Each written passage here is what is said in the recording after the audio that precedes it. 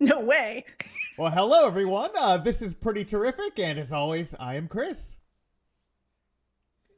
Chris, I'm Hi, Marie. Marie. Here. Happy New Year! Yeah, it's a brand new Yeah, 2023. I'm pretty sure it's 2020. I remember it being 2019, and then stuff happened. Yeah, So no, I'm pretty sure I'm pretty sure it's finally we got it. 2023. I think the 23 is there. Oh, okay. Well, here we are then. Yes, Hooray. Wait, is 2023 is that a prime? No, it's not. Okay, never mind. Hi, how are you? I'm good. 23 is a prime number. Yeah. Yeah. Yes, 23 is a prime number. Yes. I'm a fan of prime numbers. Gotta love them. They're pretty terrific. Let me tell you right now. And you know what else is pretty terrific for the new year? I would just like to point out to our home watching audience that we now have professional lighting happening. And by professional, I mean Oh my Logitech. God. Yeah, it's just some sticks of light Yeah. we stuck up. But yeah, hopefully you're noticing a difference. Yeah. Well, shout out to our friend, but probably not a watcher, K-Bam, Yeah. for telling us about this specific light that they're both using. No props to the company because we are not getting paid for that. No, we're not getting paid I'm not for here that. to So I'm not endorse even it. going to say the model. It just is what it is, man. It is what it is, man. It is what it is. But yeah, look at our lighting. Look at us. New year, new. Yeah, it's like our skin is exfoliated and brand new. It's just the lights, man. It's great. Wow. Yeah, you look great. You look great. You look an day over 39. Thank you. So I'm yeah, just yeah, a couple days over 40. Just a couple though. just a couple. It's like these are the prime years of your life. It's going to be fantastic. Let me tell you, 5 years in, and it's just been it's been a slide, but I won't tell you in what direction. Whoa! Well, I got to tell you, so I was Could be I was good. exercising, doing circus stuff yesterday, and I was kind of pulling off some tricks that I wasn't able to do. As I felt stronger, and I was like, it's amazing that the human body, even approaching middle age in 40, can still get stronger. It's cool. Yes, it can do all kinds. I am totally going to be ripped when I'm 50. I'll say it now publicly in front of Dave and Will Herring, maybe K-Bam. Yep. Well, I'll be ripped when I'm 50. You got 5 years. You can that's a totally get goal, ripped in right? 5 years. I can do it. I can do that. Yeah. Oh, Totally. have you ever done like weightlifting? I'm about that life. Yeah, actually, I was pretty serious about it in college. So I was actually into weightlifting at one point in my life. Yeah, so you already know more about it than me. That's great. I know. Well, you know a lot more about circus stuff. Yeah, I know a lot more about circus stuff, but I would like to get into weightlifting because I've heard, it's good. It seems like relatively easy way to get healthy. Like you just do a thing, and it seems less painful than running. Like I've run, and I'm like, ah. Yeah, you got to be careful about your precious knees now. Now that you're over 40, your precious knees and those joints and stuff. Like I have arthritis in all my joints, so it's really rough. But I will say, what was I going to say? Getting into weightlifting, it's really not that bad. You can start with some kettlebells at home, or just like a barbell, and you can do so many things with it. Listen to you. But yeah, I'm excited. It's a great way to build a bone density, man, because we're going to lose calcium as we get older. Although I think you're a man, no judgment, but that's less of an issue for you as osteoporosis might be for a woman. Well, that's comforting to know. Like, there's one thing, I might die sooner, but I'll have stronger bones. It's good. Yes, you'll die with a really swole skeleton. It's going to be like so ripped. The skeleton is going to be like, wow, that guy worked out. Yeah. Now I want to just go like to a museum and look at skeletons and be like, which of these skeletons was the buffest skeleton? Word. Look at the bone density on this guy. My goodness. Yeah, you ever look at like Neanderthals? Like Neanderthals have crazy bone density. Got it all up in their brow Word, ridge. right? Yeah. Yeah, that bone density. Woo. You know what I learned the other day? That hunter-gatherers probably had more leisure time than like contemporary man, Really? which is fascinating. Yeah. What I think they studied like um, peoples who are still hunter gatherers and their practices. And yeah, other than like a burst of activity in the hunting and gathering, they kind of hung out a lot, told stories, and did all kinds and then hanging out. That's Yeah, really it cool. sounds pretty rad. Yeah, I believe it too, because you think about it like, think about when you're camping and the time you spend, building and cooking, there's still a lot of downtime.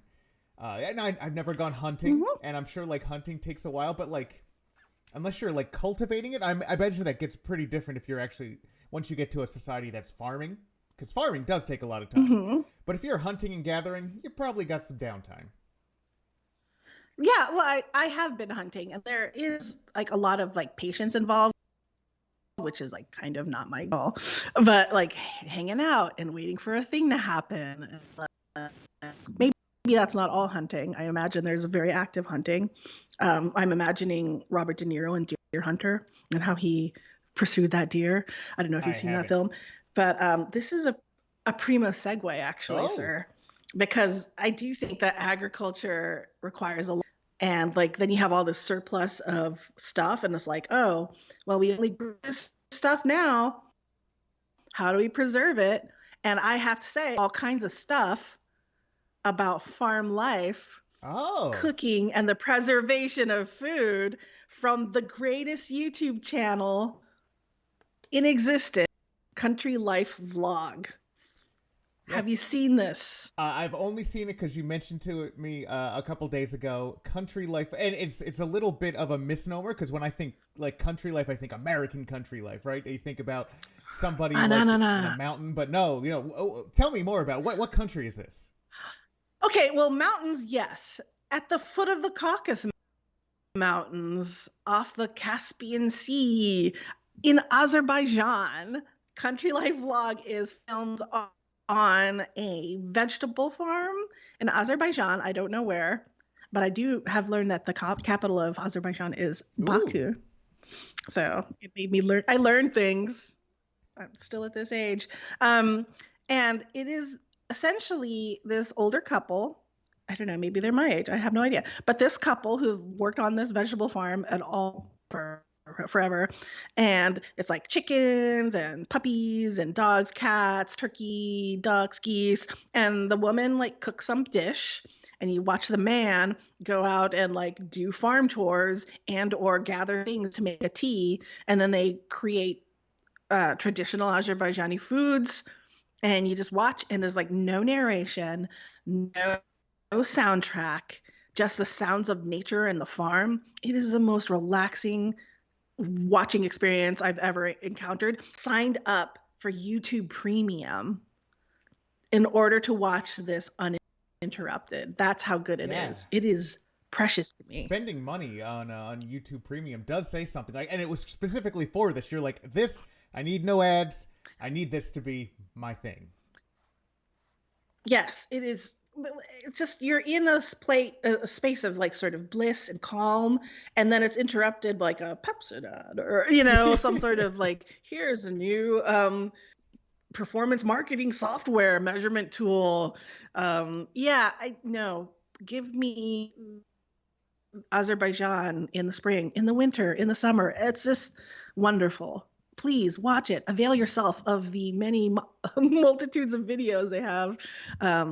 Watch that shit. It's good. Yeah, the little bit I checked out, it was striking how good the photography is in it, and you're making Yes. it sound like it's produced by the son of the couple that is highlighted in it, and he's very obviously like a really good videographer, right? Like, the compositions. And... Yes. Yeah, he is like a pro. And I said this out loud to my husband. Wow, this guy's getting really good at capturing B-roll.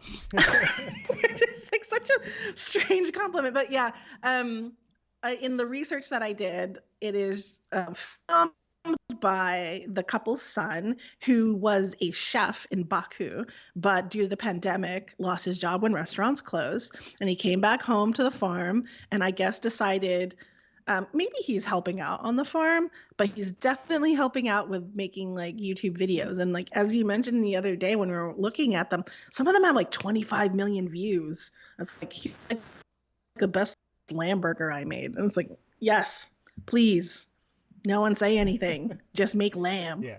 Delicious. No, it's good. Oh, And so good. they're at the foot of the Caucasus Mountains, so I guess they are literally Caucasian, right? I think that's what that means. I don't know if that's how I think that it works. Is well, that what that how is? that works? I believe the origin of the term is from the Caucasus Mountains. Uh-oh, don't bait me. I feel uncomfortable. I don't know. But I know at one point the man, he goes and climbs, like he's like carrying this big jug thing that they use for everything. And he's got the dog with him and he's like just wandering off up a mountain, finds a waterfall. You would love this. He finds a waterfall and then like dips his jug in there and then walks it back and makes tea. This is, I'm like, certainly there's an easier way, but maybe he just wanted to go for a walk, grab some water. It sounds amazing. Pristine waterfall water. Yeah. Well, so good. It seems so it good. seems like it's like calling back to this like almost simulacra, right? It's a time past that perhaps never existed, but it looks like it exists for them right now. Like no. It exists for them. Yeah. Like how much do you ever feel you're watching? You're like, how staged is this? And you're thinking it's not at all. To me, and maybe I'm naive, it does not feel staged at all. I mean, certainly they have to have ingredients, and she does make mass quantities of food at some point. But you know, maybe I do wonder, like, how many people are they feeding with this? But there are people who work on their farm, and sometimes they'll have some of the food as well. I think it's for reals. Cool. Maybe the quantities are kind of staged because it's just like massive. But again, it's a farm. They're like doing farm stuff. Maybe they share it with like a whole village. You know, maybe everyone like cooks one dinner for the whole village a week or something. You know, that sounds. I mean, nice. they just built a village kitchen, so that's pretty cool. Like a kitchen in which like it's massive. Well, massive compared to like the room I'm sitting in, but it's a large kitchen, and she'll cook inside, which is different because typically she's cooking on a fire, and they have so many different ways to light a fire there. Well, lighting a fire one way, a match, but like they have ovens and then like things they put over the fires and smokers and like different ovens, clay ovens, all these different kinds of things that in which to cook other foods. But now they have like a village kitchen. It has running water in it. They keep showing the tap. Wow. So I'm like, ooh, la-di-da. Running water. Yeah. Yeah. It's very fancy fixtures. Yeah. I love it. And, watch it seems like it would make you hungry and make you want to like, you know, cook things from scratch. Like, yeah, I saw the one video of the lamb burger and the lady was making ground lamb, and to do that, like she just took a hunk of lamb, like a steak, and just chopped it with a giant meat cleaver. And that I've never seen like ground meat done so manually before. And you know what? It was very well ground. Like she does have a grind stuff with like ground walnuts and stuff like that. But yeah, she does that every time with like beef. She just ground beef. Oh, just wonderful. I love it. I will say, like, it doesn't necessarily make me hungry because I feel like she overcooks her meats. That's my one criticism, is that I feel like she overcooks her meats. And Ben would say that she overworks her doughs. It's still just like such bliss to watch. It is really the best. Yeah, primo content. You enjoy the process, but you don't necessarily crave the end result. It sounds like, I would try it, you know, but I just think, oh, that's a little overcooked for me. Yeah. That's my personal taste. But, you know, I definitely like my meats like walked through a warm room. Yeah. So I don't really like very cooked meat. So in general, though, so you paid for YouTube. I'm assuming that you see other things on YouTube. Is it really nice to have no ads for everything now? Like that applies to the whole site. Yes. Correct? Yes. Goodness. Because I don't know what it is about me and my targeting, but I keep getting the same ads And it was like about like marketing software stuff. And I'm like, this is not good. You're a marketing I professional. don't care for this. Don't say that out loud. But yes, I keep getting that stuff. Um, I will say here's one other video that was pretty like video series that Ben and I watched over the holidays. Primo, Leon the Lobster. Got this No, already? I haven't heard of this one. Ugh, there is some guy, I think in the Carolinas, who decided one day he's an aquarium enthusiast, which I imagine you are as well. He was in the grocery store and decided to purchase a grocery store lobster live. And then he had this big empty saltwater tank and he put it in there and he was just like, I wonder if I could like nurse it back to health.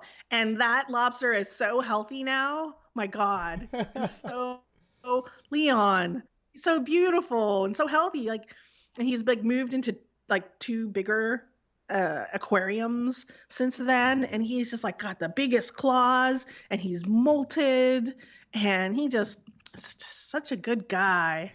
I love Leon the Lobster. That would like Ben of the two things, like he likes country life vlog as well as Leon, but he prefers Leon. I asked him what his favorite part of the holidays was, and he was like, probably Leon the Lobster. Oh. So recommended Leon the Lobster. He's still alive today. That's amazing. Yeah, I've heard that the lobsters can live quite a long time. Yeah. Yes. Yeah, I found that. I think there was like a. No, you got it. Oh, sorry. I heard something about like there was a 23-pound lobster found in like, I don't know if this is like, I don't know, the East Coast, Maine, somewhere.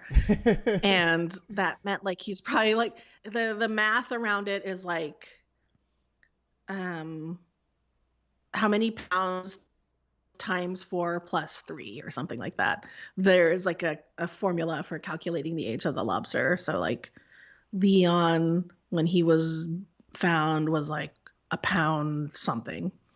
And so he's probably about 15 years old. So I don't know what that, I'm misspeaking at this point, but yes, yeah. They can become quite old. And I don't know if they're functionally immortal, except for like disease and, combat and fishing. I've heard that they are functionally immortal, and people are studying them to learn about, just aging in general. Perhaps lobsters hold the secret to aging. It's a possibility.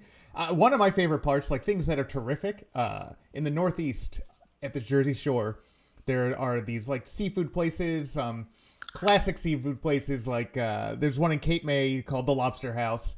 And it is exactly what it sounds like. It's a house that has lobster. They sell lots of fish, but it's also on docks. And on the wall, as you enter, is a big framed taxidermied giant lobster. Like the biggest lobster I'd ever seen in my life. Like just how big? The thing must be like 3 feet long. Stop me. Oh, yeah. This isn't going to help you at all. But it's big. And as a kid, like, it's almost like a sea monster, right? You look at this thing, and you're like, wow, like, this was alive. This was in the sea.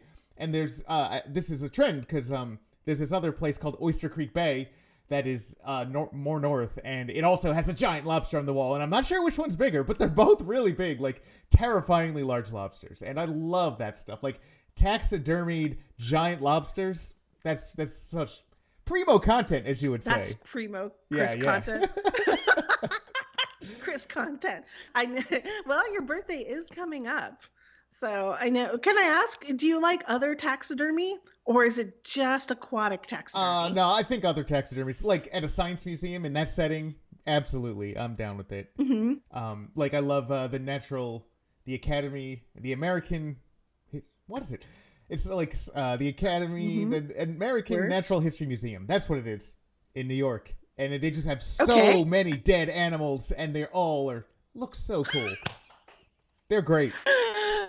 Yeah, like, is that where the giant whale is? That's where the giant whale is. The big blue whale? Yeah. Yes. And I took my kids there for the first time over the summer, and they were kind of blown away. We didn't even get to see all the halls of things that Teddy Roosevelt shot. But... yeah, there's a whole hall. It's like, these are animals that Teddy Roosevelt shot. And I was like, good job, Teddy Roosevelt. Wow, he was a busy He man. was a busy man. Like halls worth of things he shot. Yeah, he shot things. Yeah, and he like hunted legit. Totally. Yeah. And he became the president and was in a war. He was a general, and he found time to like found national park system. Like the national park system exists because Teddy Roosevelt made it. It's crazy. You know what's terrific? The national park system. I'm a fan. It's a good thing. Isn't it nice to have nature? Nature's pretty cool. Do you know what I'm just gonna put it out there. What is the nearest national park to you? Controversial. Is it Big Bear? Is that a national park? Yellowstone? Yeah, it was kind of a trick question because I don't know the answer, and I don't honestly know the answer to me. Like I know like our municipal parks. What's the closest national park? I don't know. Yes. You failed. I'm disappointed in you. Teddy Roosevelt well, we'll shaking have his something head. to talk about. Oh, he's turning in his grave. So mad at you. Yeah. We were just lauding him. Oh, he's gonna come back and shoot you. Oh. And I think if Teddy Roosevelt. And then you'll be in the halls. Then I win. Okay, yeah, I'd be okay with being shot by Teddy Roosevelt. That's cool. Yeah. Word. And then everyone would be like, look how swole his bones are. That's called a callback. That just gives you all the more incentive to keep like, I got to do weightlifting now to get those swole bones so that people see my skeleton and they're like, dang. Wow, swole bones. Nice bone density, bruh. Nice. I mean, that's a goal. Like, to leave a beautiful corpse, right? Instead of the corpse, it's just like it's gonna be some swole skeleton. Yeah. Yeah, you want the whole body like from front to bottom to inside to outside to be, something people would be very interested in. They'll be impressed by, I guess. They're like, oh man, look at all the ribs that guy had. So many ribs. Wow. Wow. Swole ribs. Wow. Yeah. I like this journey for you. Yeah. I don't know how you work out the ribs, but you'll figure it out. I'll figure it out. You're smart guy. Get like a rib roller, something. Suzanne Summers will tell me something. Yeah. Suzanne She's Summers. the one who did the Thigh Master. She'll figure. Yeah, I know. Thigh Master. Yeah. Well, I'm sorry to say, my mind went, what? That's fair. I don't know. And I'm sure her bone density is fantastic. But at least in the legs, right? Even if she never used it and only did it on the ads, she did it a bunch in the ads. There were a lot of ads. Yeah, right? I used to do something till I could drop. I can't remember the commercial exactly.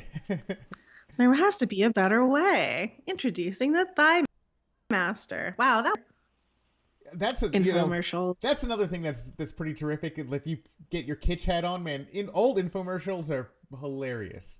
Did you ever see like there are montages on YouTube of just like the people like before failing at stupid everyday things, like they can't hold their soda up and they gotta drop all their popcorn. Like they're so funny to watch, like one after the other.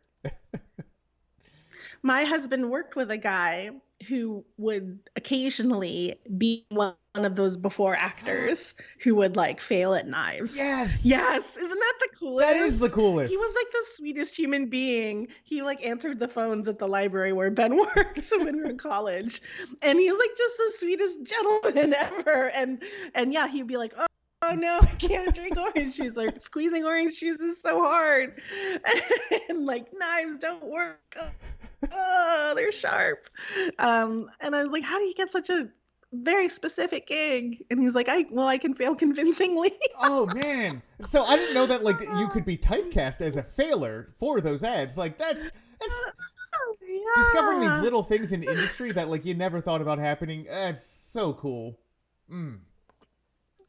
But like I never saw an ad that he was in, but my position is like, well, I don't feel as though people fail convincingly in these ads. Yeah, like they're acting, like they're playing it up too much. I'm not entirely convinced.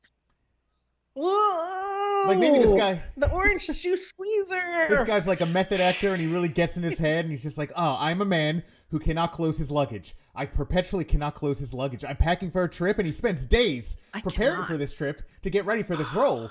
And as he tries to zip it up, clothes are flying out, and he's just like, oh my God, I just can't close. I've always had this problem. It always happens to me.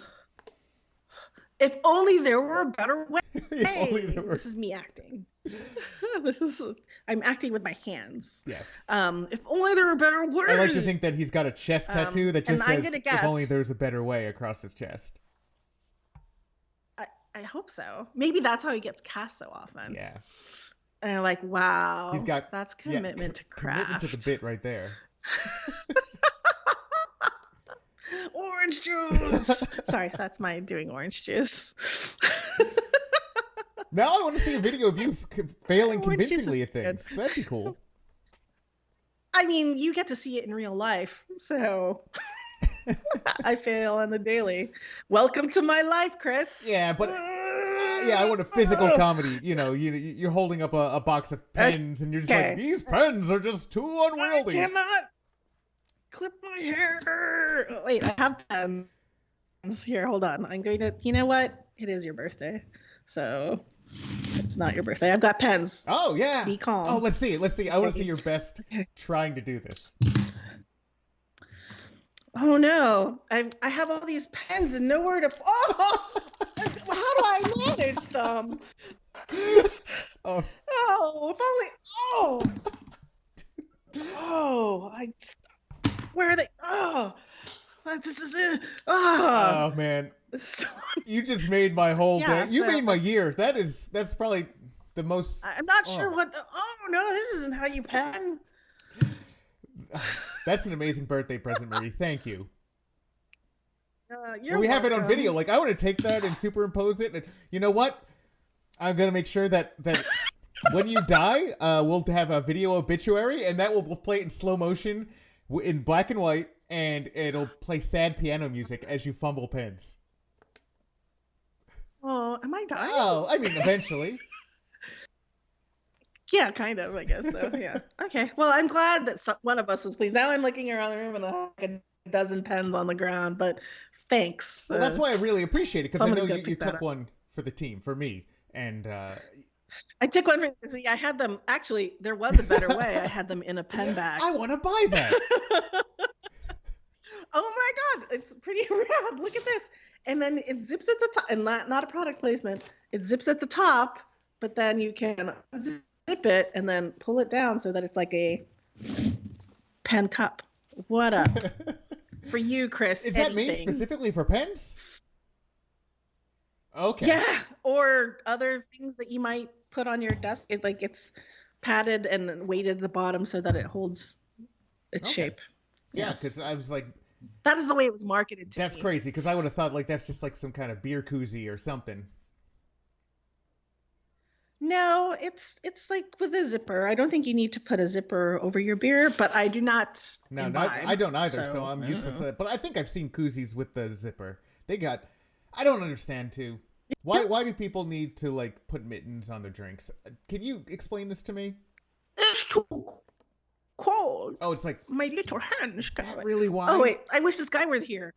I don't know. I have no idea. Maybe it's the perspiration from the beer can, and they don't want it on their little hands. Or maybe it's like their hands are too warm, and they keep the beer. They don't want the beer to get warm. That one I buy. The other two, pure speculation. The other two make it sound kind of like, well, you're a big wuss, and like you can't deal with like a little water or a little bit of cold fingers. But like, I get like if you want to keep the product right, that makes sense to me. You want to keep, yes, okay.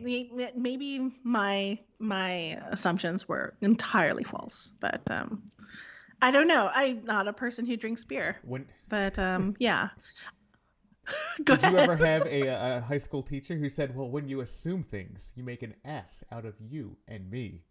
Have you ever heard that? Sure. I think we've all had, of course, but I always prefer to say, well, when we assume, you know what happens, we make a sum out of a and or wait, no, we make a sum out of as and e. I like that so much better.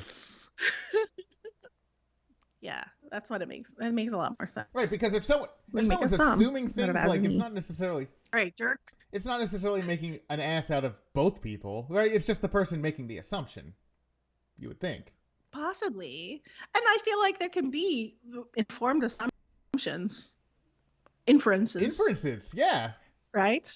Yeah. Inference is a I great word. mean, but it's not a, I don't think anyone's necessarily an ass based on an inference. No. Yeah, I think that's a leap.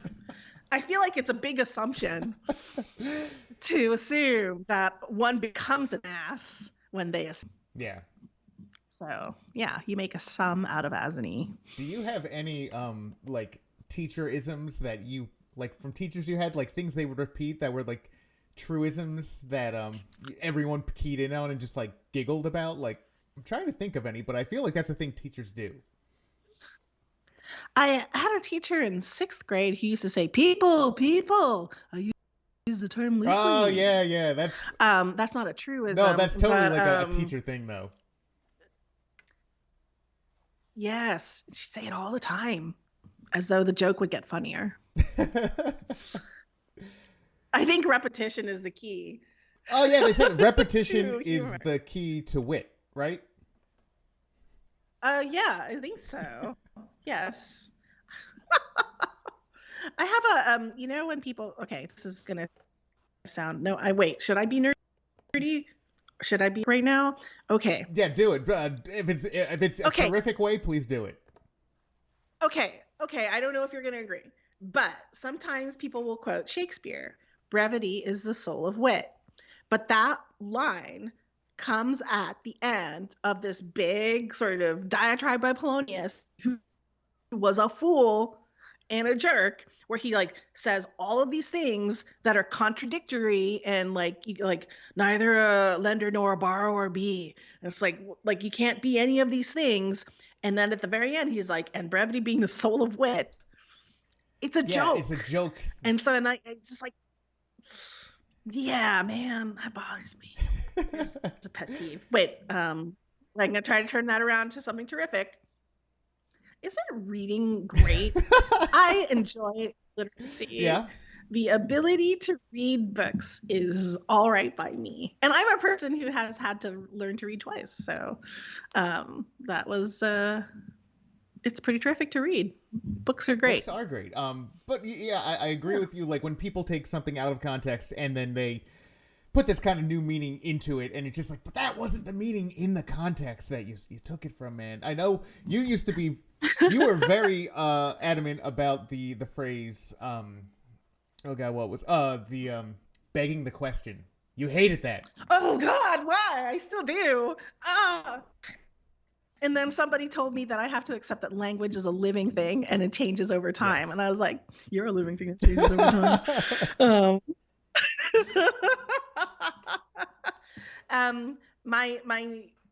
My general position now is that we are all sort of prescriptive about language to the extent that it applies to our own use of language, right? So it's like I can be prescriptive because I wouldn't make that mistake. But when I do make a mistake, I'm like descriptivist. No, that's how language is now, right? Because yeah, I'll make excuses for myself if I'm making the mistake. Yeah, so what you're saying is that we're all hypocrites inherently, and yeah. Yeah. Well, what I think I'm saying, I'm going to turn it to terrific. What I'm going to say is therapy is really terrific. Recommended. Yeah. Take some therapy. It's good.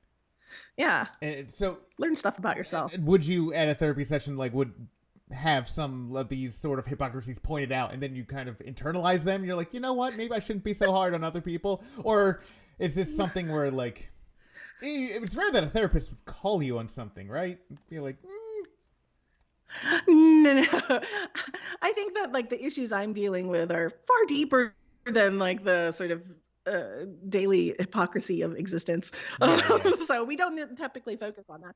But I think that has allowed me some degree of perspective and self-compassion, and also like a deeper understanding about the behavior of others when I understand my own behavior.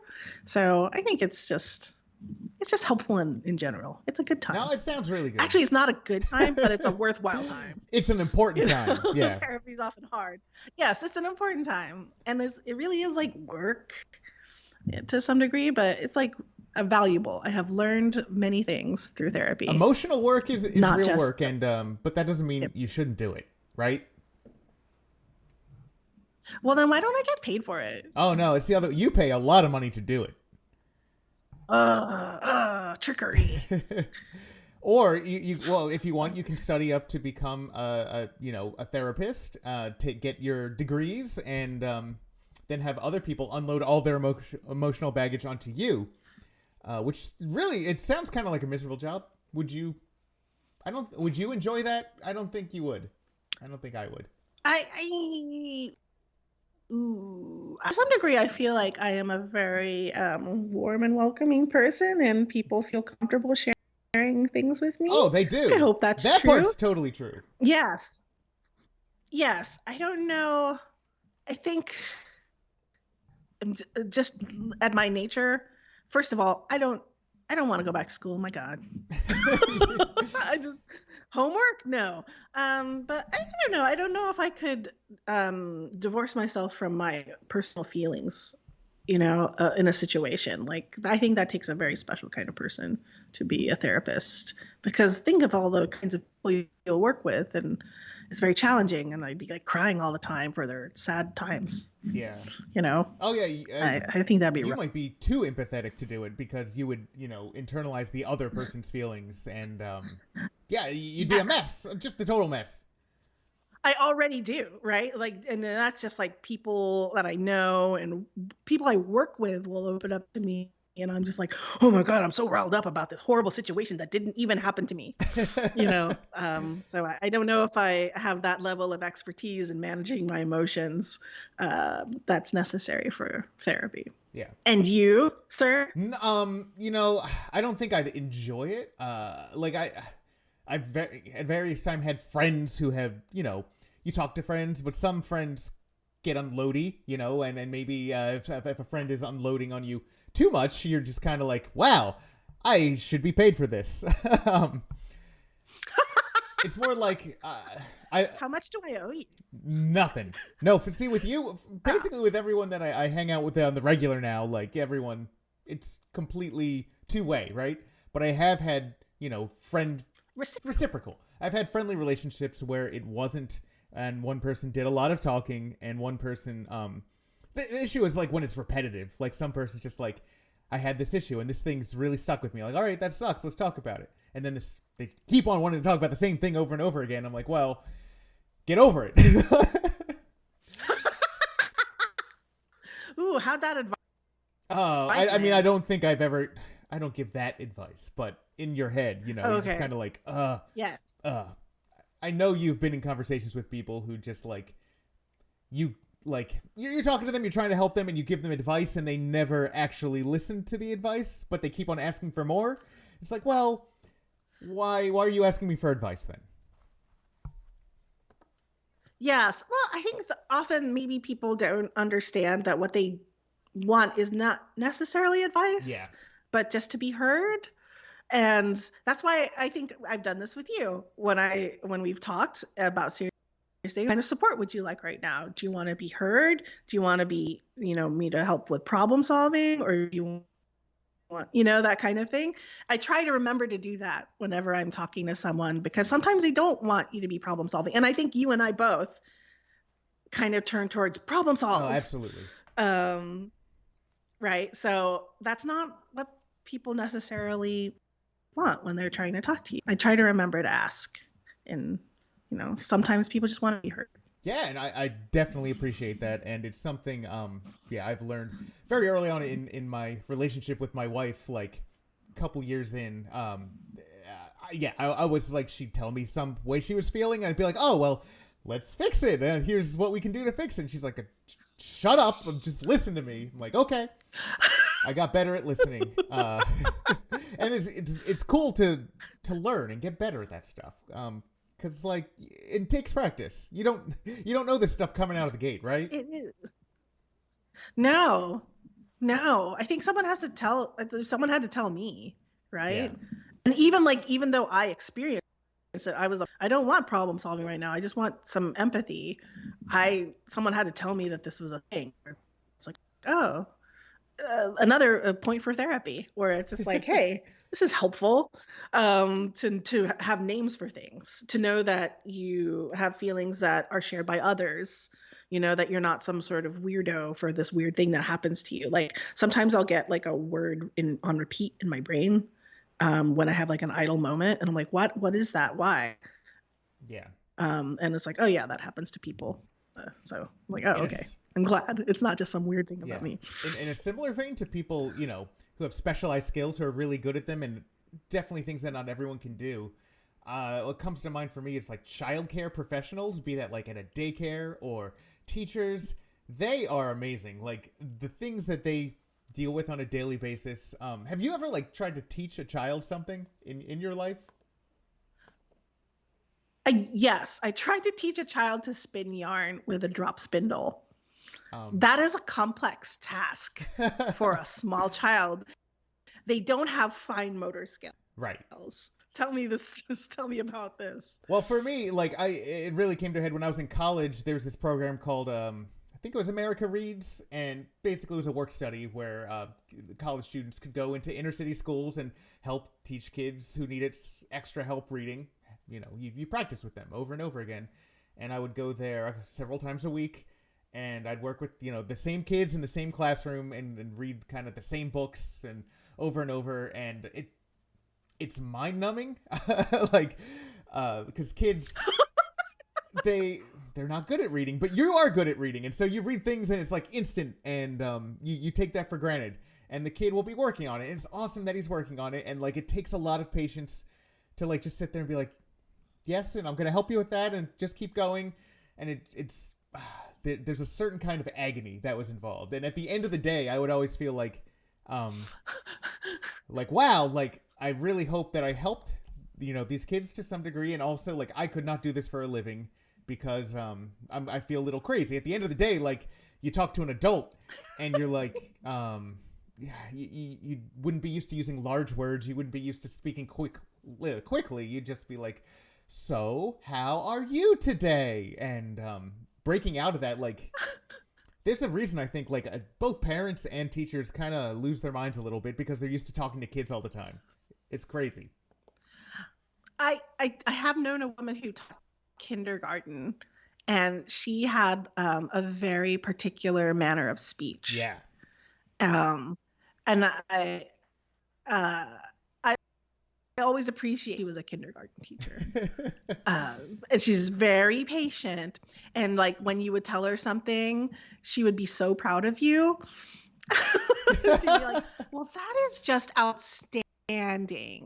Like he's like the big word to be like, wow, like I felt really congratulated.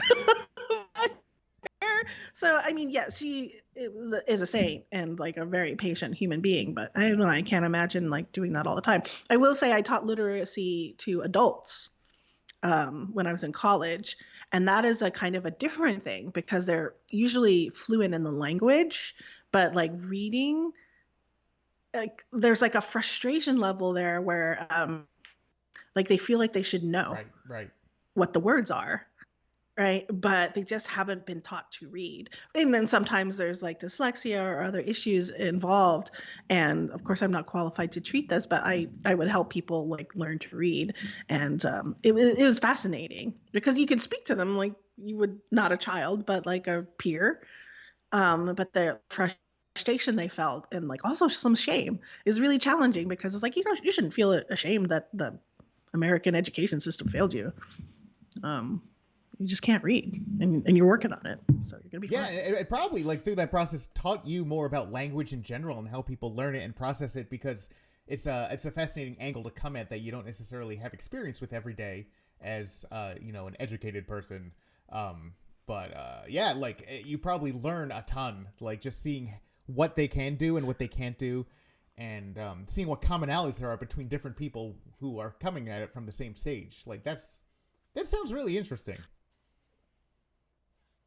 Yeah, it is fascinating, and it's like very rewarding, of course, right? And like they know the words, they just don't know what the symbols are, and then they see it and then they associate it with the symbols, and I'm like, oh, okay, now I know like actually what it looks like, because when you say it, or there's so many words, especially in English, that just once you learn the letters and how they work, even the written version of them just doesn't make any sense given how you would pronounce it. Yeah, and I wonder how that translates to countries that have languages that are less phonetic, like Asian countries. Like if there's someone in China or Japan or Korea who is illiterate, but they know how to speak. Like, is it way harder for them, or is it like you would think it would be more difficult, like coming from something that just doesn't have those and the other languages I'm not even sure, like is Arabic phonetic? I don't know.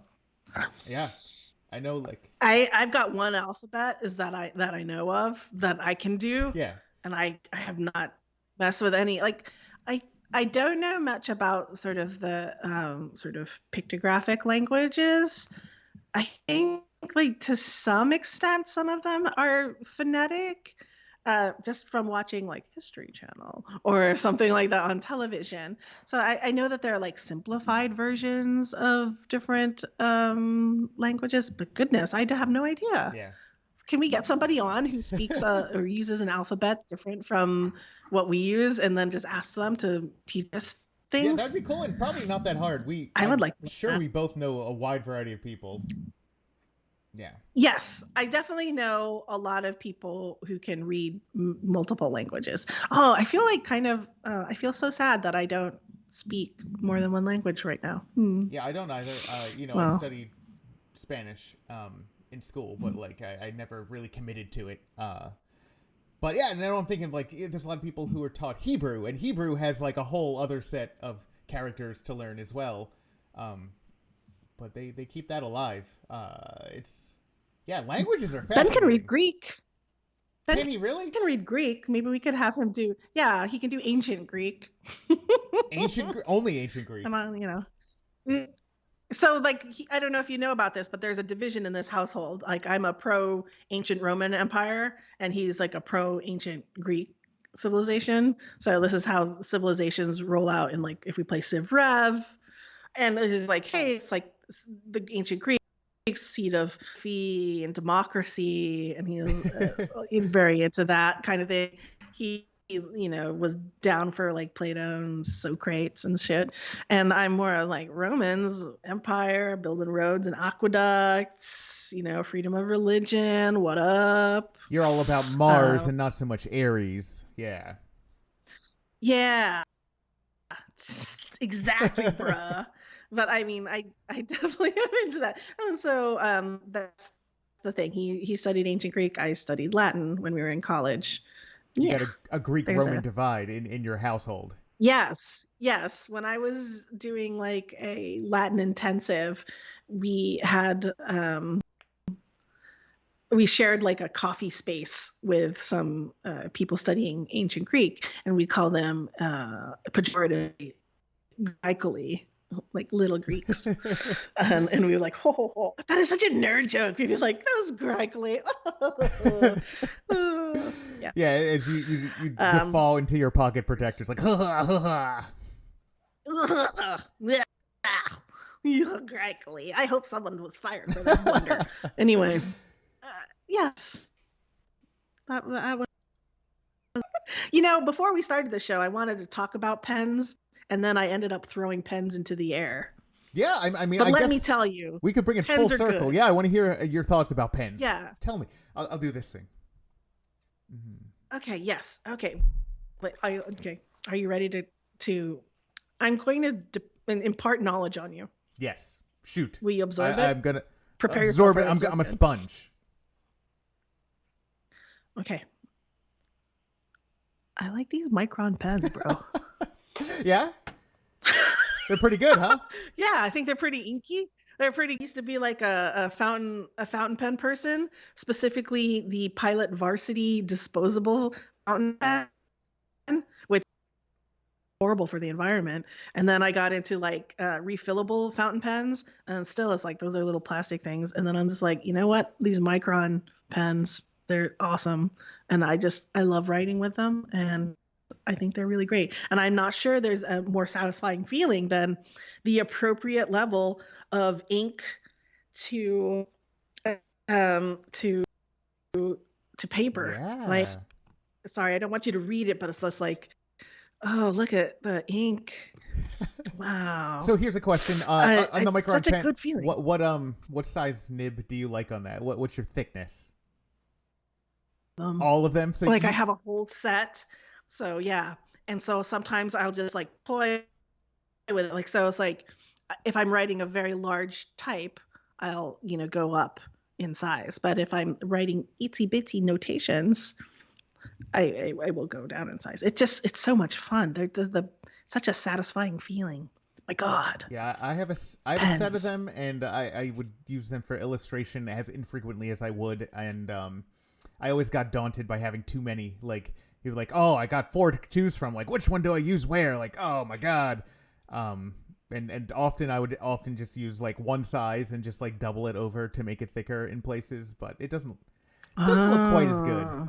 Yeah, but Well, I had a professor when I was in college who used to always say, choice is bad. So maybe it was bad that you had so many choices. Choice is bad. Whittle down your choices. yeah, I think I'm You'd the feel sort of better. person, creatively at least, like I like to have very limitations. Like it's important for me to have limitations. If I don't have limitations, like I'm not gonna make something good. I'm not gonna. There's something about like being boxed in to like here's your one color, here's your one pen. Like something about that like gets my juices flowing. I think that, yeah, wait, necessity is the mother of invention, right? Yeah. Oh, cliches. Here we go. But yeah, And there I it use the is. I term understand. usely. Oh, no, I'm a creative for professionally, ostensibly. So yeah, I like that. I just know I like knowing the parameters. I think sometimes I'll get like feedback from folks who want something and they're like, can you just make this like better? And I was like, that's not the kind of, that you could function well in, right? Because it's so subjective and like really challenging. And so I do enjoy some guidelines Yes. whenever possible, particularly when working with another person, Yeah, and there's that sweet spot. because I don't know how they define better. Right. There's that sweet spot of like specificity where like you gave me just enough that I know what you want and not so much that I feel like you're micromanaging me, right? There's yeah. Yes. Yeah. You're like, "Oh, I like this, but could Yeah. you have Everything's a delicate more of a balance. mid-century vibe, a little bit of art deco, but not too much." But that's like, I can chill. Like, that seems more tangible to me. Okay, kind of an art deco. Okay, I have Yeah, I think ideas it's like from broad that. enough It it spurs something. gives you kind of a flavor to work with, right? Yes, and I'm just like, okay, so you want BioShock, Yeah. and so that's what I'm giving you. Um, but not BioShock Infinity, Right. like original BioShock. Yeah. Yeah, more Okay. original. Oh, and if somebody's Yeah. smart and they're talking to you, they're just going to reference games, and they're like, "I want the aesthetic of a more of a playful Katamari Damacy almost thing." Like, Oh, speaking my language. yeah, Yes, I got it. I got that. Sort of. Yes. Thank you. Thank you for speaking my language, you're Chris. welcome. Yeah, and now I feel like we should tell just the people you work with on your team, like, hey, just reference games. Do you get the feeling that a lot of the people you work with at Reddit are gamers, or like that's not so much a thing? It just depends. We're a pretty big company at this point. There are many people who are gamers for sure. Can I tell you about my new favorite person at work? I think this person might be my new best Yeah, friend. yeah. I'm sorry, and then I will have to get going. I recently wanted to set something up, and I won't go into the details, but I had to contact a part of team that I've never worked with before on IT, and this person, we were on a Zoom. We'd never met before, and he had a really cool background, and I was like, ooh, cool. And I didn't have a background like it, so I put up your waffle, which is typically my background. He's like, that's awesome. And I'm like, well, I take it down sometimes because of bandwidth issues. There are also these active ones, right? And I put up the Aurora Borealis Zoom background that is animated. And he said, "Ooh, the aurora borealis." And I said, "At this latitude?" And he said, "Localized." And I said, "May I see it?" And he said, "No." And instantly. So I feel like that guy, shout out to Phil Parent. He and I are now like, wow. And like we were trying to go through the conversation. We talked for like over an hour. And he was so focused on trying to put in Simpsons references while we were talking that like he totally was like typing things, like doing code stuff. And then like, when you think of something and you start typing it by Yeah. accident, he's like started to quote from it. He pulled a mill I was pool. never cool. Yes, he did pull a mill pool. Thank you. Yeah. So yeah, I think it's so someone can speak to me in terms of games or Simpsons references. Yeah, it's totally the way to Murray's heart. If anyone listening wants to like get in her good graces, just like watch lots of Simpsons, pour it into everything you say, and she will laugh forever and love you. Yeah. Yeah, I will. But it has to be golden era. And he even said that. Well, it has to be golden era Simpsons. And he was like, I'm a 2 through 9. And I was like, ooh, you're Phil Parent. Good job. I'm going to send this to him. He's great. Yeah. You should. Yeah. But yeah, we should, I guess, sign off because we've run our course and you got to do things in the real world. I know. For the first time ever, I'm going to go out into the real world and like get an actual hair's cut. It's not the first time ever. I've had it once before. But yeah, wish me luck. Good luck. I'm proud of you for stepping out there, and I think it'll be great. I think it'll be terrific. Ah, nice. Put a button on it. Nice. All bye right, bye to every Dave and Will. Bye every Dave and Will. Possibly and Phil. Maybe my mom. Who knows? Oh my goodness. What if a K-Bam came? Good night, everybody. Okay. Bye.